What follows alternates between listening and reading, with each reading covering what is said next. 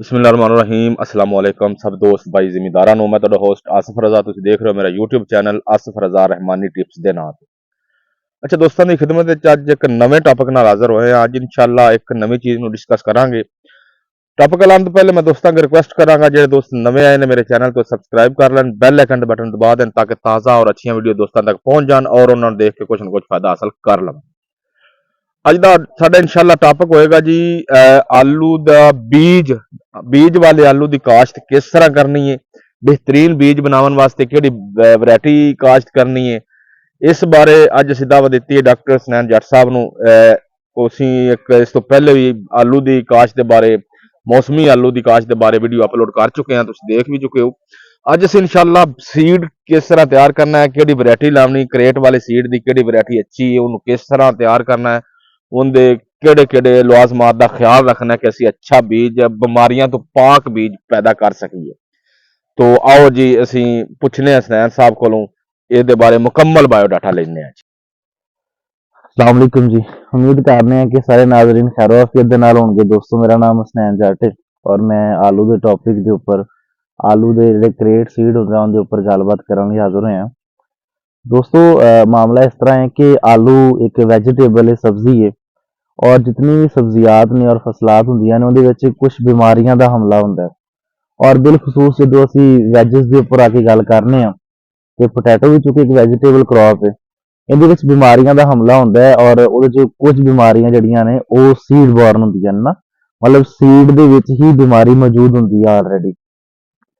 Seed दे विच बीमारी दा असी किस तरह पता लगा सकने आ। आलू दी जिहड़ी फसल दी काश्त उस वक्त दे उपर मैं बड़ी ब्रीफली एक वीडियो बना के दोस्तों की गोशगुजार की सी।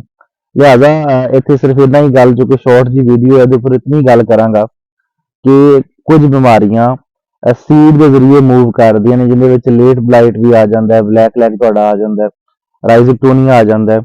और लिहाजा जिहड़ा जो असीं सीड तैयार करने दोस्तों, इसलिए साडे कोल बड़ा जरूरी है कि सीड की वैरायटी की सिलैक्शन तो बाद असीं उहनूं बचाना किस तरह, प्रिजर्व किस तरह करना है, या सीड नूं स्पैशली ट्रीट किस तरह करना है। दोस्तों चूंकि मार्केट दे विच हुण सीड दा क्रेट सीड इंपोर्टेड मार्केट दे विच अवेलेबल हो चुके हैं। जिहड़े भी सीड दे बड़े ट्रेडर ने उन्हां कोल सीड अवेलेबल है, क्रेट अवेलेबल ने, और दोस्त इत्थे सीड नूं ना ट्रांसप्लांट करनगे। लेट सीड लगाया क्यों जाता है? बेसिकली इत्थे अगर असीं सीड की काश्त करने आ ते उहदा जिहड़ा सीड का साइज है सारा सीड साइज होएगा, राशन साइज नहीं होएगा। इत्थे लगाउण दा एक पर्पज यह हुंदा है।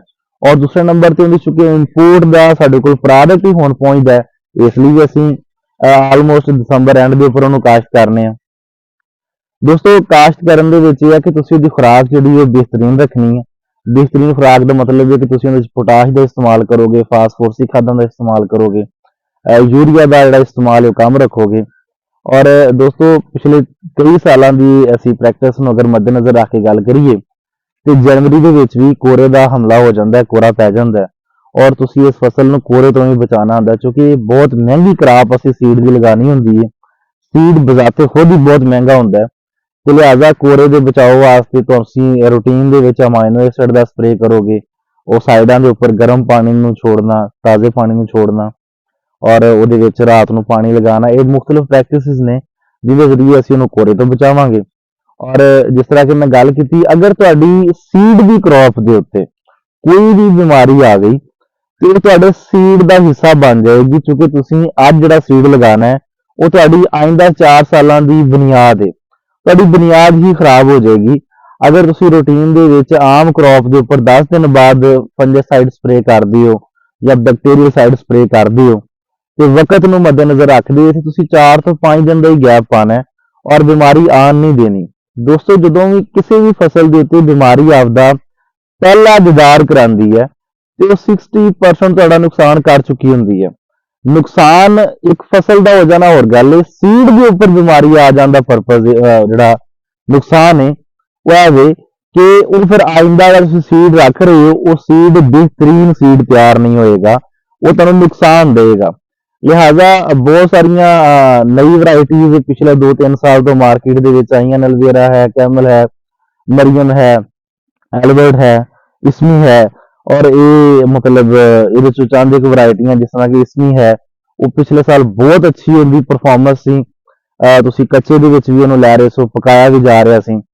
ਔਰ ਐਕਸਟ੍ਰੈਕਸ ਜਿਹੜਾ ਹੈ ਉਹ ਇੱਕ ਐਸੀ ਵੈਰਾਈਟੀ ਹੈ ਕਿ ਬਹੁਤ ਪੁਰਾਣੀ ਵੀ ਹੈ, ਨੋ ਡਾਊਟ, ਬਟ ਪੁਰਾਣੀ ਹੋਣ ਦੇ ਬਾਵਜੂਦ ਉਹ ਰਾਸ਼ਨ ਵੀ ਬਣਦਾ ਹੈ, ਉਹ ਢੇਰੀ ਦੀ ਵੀ ਕਾਮਯਾਬ ਹੈ, ਸਟੋਰ ਦੀ ਵੀ ਕਾਮਯਾਬ ਹੈ। ਬਟ ਨਈ ਵੈਰਾਈਟੀਜ਼ ਜਿਹੜੀਆਂ ਨੇ ਇਹਦੇ ਵਿੱਚ ਚੰਦ ਵੈਰਾਈਟੀਆਂ ਢੇਰੀ ਦੀਆਂ ਕਾਮਯਾਬ ਨਹੀਂ ਨੇ।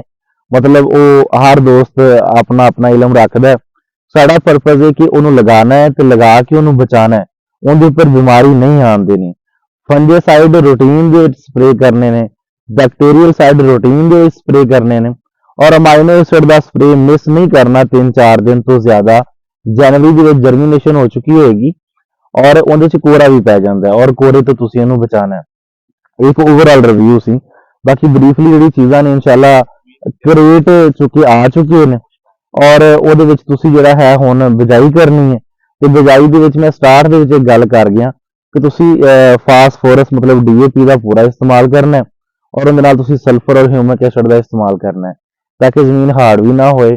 ਔਰ ਸਲਫਰ ਐਸੀ ਚੀਜ਼ ਹੈ ਕਿ ਉਹਦੇ ਨਾਲ ਬਿਮਾਰੀਆਂ ਦਾ ਵੀ ਹਮਲਾ ਕੰਮ ਤੋਂ ਕੰਮ ਹੁੰਦਾ ਹੈ। ਲਿਹਾਜ਼ਾ ਤੁਸੀਂ ਉਹਨੂੰ ਹਰ ਲਿਹਾਜ਼ ਨਾਲ ਬਚਾਉਣਾ ਹੈ। ਸੀਡ ਦੀ ਕ੍ਰੌਪ ਨੂੰ ਤੁਸੀਂ ਕਿਸੇ ਸੂਰਤ ਵੀ ਰਿਸਕ ਦੇ ਉੱਪਰ ਨਹੀਂ ਲੈ ਕੇ ਜਾ ਸਕਦੇ। ਜਜ਼ਾਕੱਲਾ ਖੈਰ, ਥੈਂਕ ਯੂ ਸੋ ਮਚ। ਅੱਛਾ, ਦੋਸਤਾਂ ਨੇ ਸੁਣੀਆਂ ਡਾਕਟਰ ਸਨੈਦ ਸਾਹਿਬ ਦੀਆਂ ਗੱਲਾਂ, ਬੜਾ ਬਿਹਤਰੀਨ ਉਹਨਾਂ ਨੇ ਇਸ ਚੀਜ਼ ਨੂੰ ਖੁੱਲ੍ਹ ਕੇ ਬਿਆਨ ਕੀਤਾ ਹੈ। ਦੋਸਤਾਂ ਬਾਈ ਤਫਸੀਲ ਨਾਲ ਦੋਸਤ ਸੁਣ ਚੁੱਕੇ ਨੇ। ਕਿਸੇ ਕਿਸਮ ਦਾ ਕੋਈ ਡਾਊਟ ਹੈ, ਕੋਈ ਸਵਾਲ ਹੈ, ਡਾਕਟਰ ਸਾਹਿਬ ਦਾ ਨੰਬਰ ਵੀ ਮੈਂ ਸ਼ੇਅਰ ਕਰਤਾ ਹੈ, WhatsApp ਨੰਬਰ ਵੀ ਆ ਰਿਹਾ ਹੈ, ਤੇ ਤੁਸੀਂ ਇਸ ਦੇ ਬਾਰੇ ਸਵਾਲਾਤ ਕਰ ਸਕਦੇ ਹੋ, ਆਪਣਾ ਸਵਾਲ ਰਿਕਾਰਡ ਕਰਾ ਸਕਦੇ ਹੋ। ਕੋਸ਼ਿਸ਼ ਕਰਨੀ ਹੈ ਕਿ ਵਾਇਸ ਕਰਨੀ ਹੈ, ਅਸੀਂ ਇਨਸ਼ਾਅੱਲਾ ਕੋਸ਼ਿਸ਼ ਕਰਾਂਗੇ ਕਿ ਸਾਦਾ ਲਫ਼ਜ਼ਾਂ 'ਚ ਦੋਸਤਾਂ ਦੀ ਰਹਿਨਮਾਈ ਕਰ ਸਕੀਏ ਔਰ ਉਹਨਾਂ ਨੂੰ ਇਸ ਦੇ ਬਾਰੇ ਮਾਲੂਮਾਤ ਦੇ ਸਕੀਏ। तो इजाज़त दो, अल्लाह हाफिज़।